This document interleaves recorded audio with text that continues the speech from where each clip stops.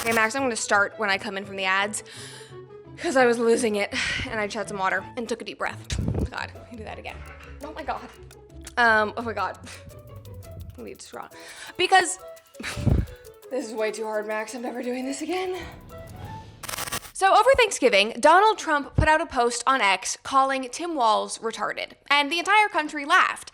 And then we learned why he said that, because under Tim Walz's administration in Minnesota, Somalis have allegedly been defrauding hundreds of millions of dollars from taxpayers to allegedly pay terrorists back in Somalia. And Democrats have been sweeping it under the rug for years, but not anymore, because this is officially national news. This is just an insane story, and I feel like it is getting crazier every single day. So just stick with me as I try to help you and me follow the money. Now, before we dive in, make sure to go to cooperconfidential.com to check out all of our new behind-the-scenes content, farm vlogs, all of the things, plus ad-free episodes.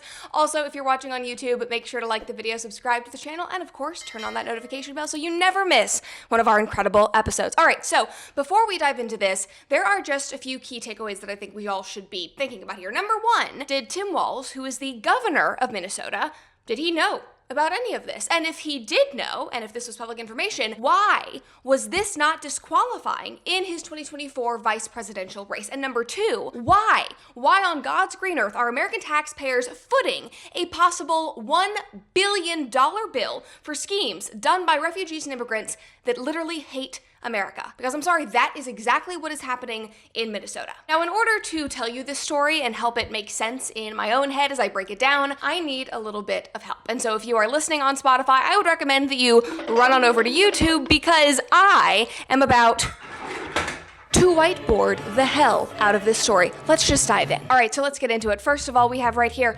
Somali fraud. That is not racism. That is simply a fact, and you're going to see why. I also have it sponsored by Tampon Tim, our very own. Love that. So anyway, all of this entire scheme started back in 2020 because of one organization, and that organization was called Feeding Our Future. And Feeding Our Future was the largest nonprofit recipient of government funds in Minneapolis during the pandemic. And what this organization allegedly did was they partnered with local businesses and organizations to feed hungry families. And these organizations and businesses, they volunteered themselves as feeding sites. And the government would then reimburse Feeding Our Future for giving out all of this food. Except, here's the thing, they weren't actually feeding children. I'm gonna pull out my iPad here to read this to you guys. This is from the New York Times. State agencies reimbursed the group and its partners for invoices claiming to have fed tens of thousands of children. In reality, actually it's more than tens of thousands, you're gonna see that soon too. In reality, federal prosecutors said most of the meals were non-existent, and business owners spent the funds on luxury cars, houses,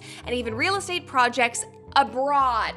Abroad. I wonder where you are going to see in the very near future. Anyway, all of this came to light in 2022, and 47 people were charged in what they are calling the largest pandemic fraud in the country because, get this, the people behind Feeding Our Future pocketed $250 million from the Minnesota government. But guys, the charges, the case, it did not stop in 2022, because this case continues to grow and new people have been charged with fraud up until just a couple of days ago, and as of now, 78 people have been charged. And after Thanksgiving, when people started attacking Trump, saying you can't call Tim Walz a retard, you can't attack Ilhan Omar for marrying her brother, this is awful, you're being racist to the Somalians, well, Trump's rapid response team on X, they dropped the whole list of fraudsters that have officially been charged in Minnesota, and almost all of them are Somali. Just saying, just putting that out there, that is a fact. Anyway, obviously, this case has been going on for years now, but I think that there was so much fraud during COVID just across the country that this kind of got pushed under the rug, maybe intentionally, maybe unintentionally. I think all of that will come to light in the very near future, but investigators in Minnesota very quickly realized that they had been duped. Now, you can also get duped in the good way, thanks to dupe.com. Now, here I am coming to you guys from the pitch black darkness of this room because it's 3:30 p.m. and obviously in Tennessee, the sun sets at 3:30 p.m. And you're gonna see later in this video, I fight with the whiteboard so hard that this filming took much longer than expected, hence why I am now sitting in the darkness with no natural light. But anyway, right now I wanna tell you about something that is much more positive and much more fun, which is dupe.com. And dupe.com is the best shopping hack this holiday season. It's where you can find similar products to the ones that you love, but at a way better price point. For example, the other day, I saw a stunning blanket online, but it was a whopping $200. So I checked out dupe.com, I just pasted the product URL into their site, and boom, it found me an identical version for, drumroll please, under $50. It is just as plush, and as a bonus, it has super fast shipping. So join the millions that are using dupe.com to snag deals this holiday season. It is so easy. You can literally just add dupe.com/ before any product link or upload an image, and it reveals similar products at budget-friendly prices. No more paying extra just for hype or brand name. Just type in dupe.com/ before any product URL into your browser, and boom, it instantly finds you affordable alternatives perfect for gift giving this holiday season. They even have an app and a browser extension that you can download. No account required, no sign up required. It is completely free to use. Stop overspending on brand names and start saving on holiday gifts with dupe.com immediately. Now, one thing that you do not want to dupe of is your beef, and that is why I trust Good Ranchers. Good Ranchers brings 100% American meat straight to your door, and it makes the perfect Christmas present. Every Good Ranchers box is filled with high quality beef, chicken, pork, or seafood sourced from local farms, hand cut by master butchers, and delivered right to your door. Pre-portioned cuts mean less prep and more time enjoying the people you love, and gifting could not be easier. Send a box straight to their doorstep or schedule a digital surprise with a custom note. It's thoughtful, simple, and guaranteed to be enjoyed. This holiday season, skip the forgettable gifts and give something everyone remembers. Visit goodranchers.com and use my code Brett for $40 off your first order. Plus, when you subscribe, you will get free meat for life. You can choose from chicken thighs, Wagyu burgers, or bacon in every single box. Again, that's goodranchers.com, code Brett for $40 off and free meat for life. All right, back into the story. This is really where I need my whiteboard because we have two more schemes that we need to discuss. Number one was one where they were supposed to be helping people in need who could not find housing. Now, the second one was a program that was supposed to provide therapy for autistic kids in Minnesota. Now, the Homeless Fund was part of a program that is called the Minnesota Housing Stabilization Program. This program in Minnesota, back in 2020 when it was started, it had a budget of $2.6 million. Okay, that's fine, I guess. Now, come last year, that budget had ballooned to $104 million. And 8 people have now been charged. And you might ask why? Well, it's because allegedly people were not actually getting the care or the housing that they needed. These organizations working with the Housing Stabilization Program were allegedly pocketing the money. In one article about this scheme, it reads, the defendants targeted vulnerable people, many of whom were released from drug or alcohol rehab facilities, and signed them up purportedly to help them find stable housing. Quote, most of these individuals did not receive the stable housing they so desperately needed. The money was simply stolen. Okay, well, how did this happen? Well, in 2020, Minnesota was the first state, apparently, to leverage their Medicaid dollars to help people get housing. However, they didn't really put up any parameters of how this money would be dispersed, how you qualify, or where the money went, or how the money was actually spent. Classic Tim Walz, as you are going to learn. Now, moving on to scheme number 2, autism. Now, I just have to say, this whiteboard thing, I thought it was gonna be so fun. I thought it was gonna make things easier for me as I break down everything for you. No, I am sweating like a pig. I am crouching around, moving this thing in and out of frame. So just bear with me, we are almost done. And then I am never doing this again. Anyway, moving on to the culturally appropriate autism therapy. So this is the third scheme that we need to talk about, and you're gonna see how all of this comes together. So this scheme was where a woman created an organization called Smart Therapy, where she was providing therapy and support to autistic kids in Minnesota. However, she and her partners overseas and here, she was pocketing the money that Medicaid from Minnesota was providing her instead of supporting the kids. And that money, okay guys, that was $14 million. So the dollar bills are just adding up. And get this, the way that they continued making more and more money and making the programs grow were by getting their friends and their families to enroll their kids in the program, even if they were not officially or really diagnosed with autism. They were also hiring non-qualified family members, cousins, even teenagers to be the quote-unquote therapists. And yes, all of this is here. It's been written about now in the New York Times. Now, where this gets even crazier and has even more broad implications is that back in 2024, new research came out that said that 1 in 16 Somalian kids in Minnesota had autism, compared with 1 in 53 of their other Minnesota classmates. People were like, oh my gosh, this is insane. What is going on in the Somalian communities in Minnesota? Oh, okay, well, possibly. It looks like maybe not all of those diagnoses were actually real. They might have just been part of the culturally appropriate autism scheme. But I told you guys I needed the whiteboard for something because all of this now is going to start to come together. Because the founder of this therapy program allegedly also defrauded the government through the original Feeding Our Future program. So how she did this is that she allegedly had her sham organization work with Feeding Our Future. She said, hey, I have an organization organization, I will feed kids. This will be so awesome. I'll feed autistic kids. I'll feed hungry kids during the pandemic. This will be great. So she filed a claim with Feeding Our Future. She fed no kids. She allegedly was supposedly feeding 200,000 children. She did no such thing. Allegedly. I have to keep saying allegedly because this is still an ongoing case. Now, in fact, she is now also one of the 78 people that is being charged in the original, the Big Bertha Feeding Our Future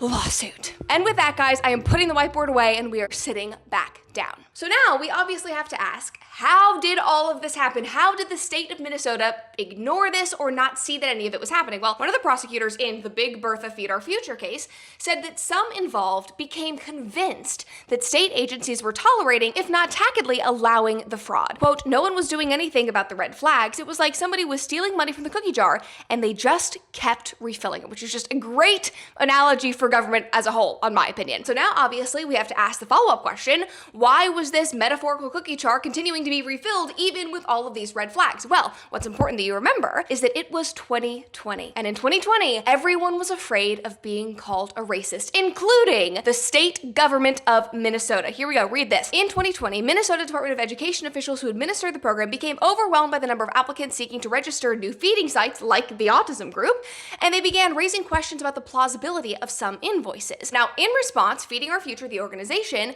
they told the state agency that failing to promptly approve new applicants from minority-owned businesses would result in a lawsuit featuring accusations of racism that would be sprawled across the news. Feeding Our Future later sued the agency, which continued reimbursing claims and approving new sites in the months that followed. I mean, like, this is so embarrassing. It is so bad. This is a state government that is cucked by accusations of racism. That is basically what is happening. It's not basically what is happening here. That is literally what was happening here. They were being threatened with accusations of fake racism because most of the people who were involved in these schemes, in the fraud, and who are charged now in 2025 were Somali. And guys, the same thing goes with the autism scheme. You've probably heard me saying the culturally appropriate autism center. Yes, well, the reason why they needed all of this money from the state, why they needed all of those new centers, all of the Medicaid dollars, the $14 million, were because they needed culturally appropriate Somali-focused autism centers. And if you didn't accept that, you were a racist. I mean, it is literally comical. In fact, this is something that now even Somalians are speaking out about. In the New York Times article about this story, one said, quote, there is a perception that forcefully tackling this issue might cause political backlash among the Somali community, which is a core voting bloc. Okay, so instead of protecting American taxpayers, instead of protecting American citizens, you allowed yourself to be bullied. I'm talking to the Minnesota government right now. You allowed yourself to be bullied by race-baiting, racism accusation-giving Somalis who are allegedly happily taking advantage of your state and this country. And I mean, that just so perfectly sums up 2020. Now, I want to remind you all that all of this transpired and has continued to transpire under the administration of Governor Tim Walz. And Tim Walz cannot claim that he didn't know about this or that nobody brought it to his attention because a fraud account allegedly representing 480 state employees has been trying to bring this to both him and Kamala's attention for over a year. Just take a look at this post from last fall. This is in reply to a post from Kamala while she was on the campaign trail, and this account, called Minnesota Staff Fraud Reporting Commentary, writes, Ms. Harris, please listen to Minnesota state employees who work every day to deliver best services possible to our state and people who expect no less and pay our wages. Tim Walz has caused incredible harm to our state and agencies, retaliated against whistleblowers, against fraud. And then, guys, this week, now a year later, the same account posted this as all of this stuff started going viral. They said, Tim Walz is 100% responsible for massive fraud in Minnesota. We let Tim know of fraud early on, hoping for a partnership in stopping fraud, but no. We got the opposite response. Tim Walz systemically retaliated against whistleblowers using monitoring, threats, repression, and did his best to discredit fraud reports. Instead of partnership, we got the full weight of retaliation by Tim Walz, certain DFL members, and an indifferent mainstream media. It's scary, isolating, and left us wondering who we can turn to. They go on and they say, as staff, we firsthand witnessed and observed fraud happening, yet we were shut down, reassigned, and told to keep quiet. Sometimes more. Leadership did not want to appear to discriminate against certain communities and were unwilling willing to take action, such as stopping fraud. That would have been an adverse impact on their image. To date, no single agency leader has been held responsible for their role in fraud. It is a structure created and maintained by Tim Walz, who has created an environment of interrelated agencies and institutions, including the media, that help foster fraud through retaliation and turning a blind eye in exchange for political gain in the form of high-power agency leadership jobs and other perks. Now, what is insane is that after this long, huge post was posted just a couple of days ago, this now viral tweet, this Minnesota fraud account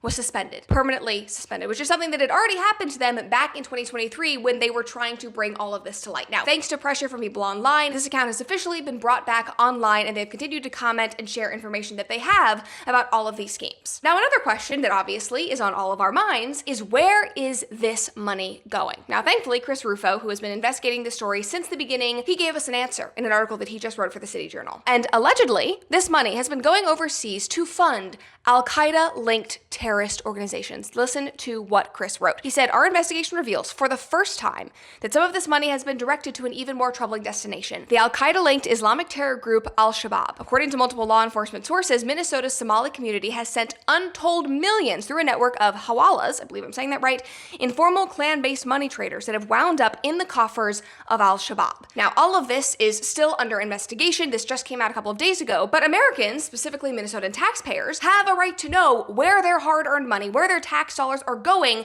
and how, because as of 2023 alone, Minnesota Somalis sent $1.7 billion overseas to Somalia. And where is the source of that money? I don't think that's coming from their own income. It seems like it's coming from this right here. So now obviously all of this has taken the internet by storm, and people are searching for answers. You know, did Tim Walz know? Did the Minnesota Attorney General actually pledge to help the fraudsters in exchange for campaign donations and then lie about all of it? Seems like possibly yes, based on the information that's coming out. We also have to ask if Minnesota and other American states are going to continue to let their citizens be screwed over by groups of people who will not assimilate, publicly declare allegiance to other countries, and who defraud taxpayers by allegedly $1 billion. And the last question is, what is Donald Trump going to do about it?